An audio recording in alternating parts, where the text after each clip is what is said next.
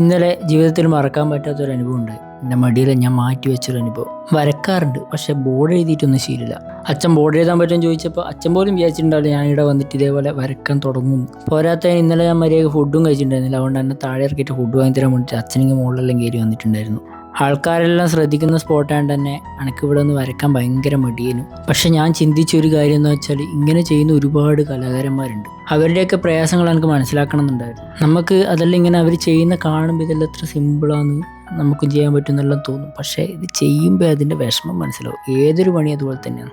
ഞാനൊരു ചിത്രം ക്യാൻവാസിൽ വരയ്ക്കുന്ന സമയത്ത് കുറച്ച് കഴിയുമ്പോൾ തന്നെ എനിക്ക് മടുപ്പ് വരും, ഞാൻ നിർത്തിപ്പോവും. പക്ഷേ ഇവിടെ ഞാൻ 4-4.5 മണിക്കൂർ ഒറ്റ നൃത്തം നിന്നിട്ടാണ് വരച്ചത്. എൻ്റെ കാലിൻ്റെ മസിലിൻ്റെ ലിപ്പും വേദനയുണ്ട്. പണി തീർന്നിട്ടില്ല, അതിൻ്റെ മുകളിലത്തെ പോർഷനിൽ എഴുതാനുള്ളത് തന്നെയാണ്. അതിനിപ്പോൾ നാളെ മറ്റന്നാളെ വൈകുന്നേരം പോയിട്ട് എഴുതണം. ആദ്യമായിട്ട് ഇങ്ങനൊരു അറ്റംപ്റ്റ് നടത്തിയതാണ്. നിങ്ങളെല്ലാവരും സപ്പോർട്ട് വേണം. ഫോളോ ചെയ്യാനും സബ്സ്ക്രൈബ് ചെയ്യാനൊന്നും ഞാൻ പറയുന്നില്ല, പക്ഷെ നമ്മളിനിയും കാണും.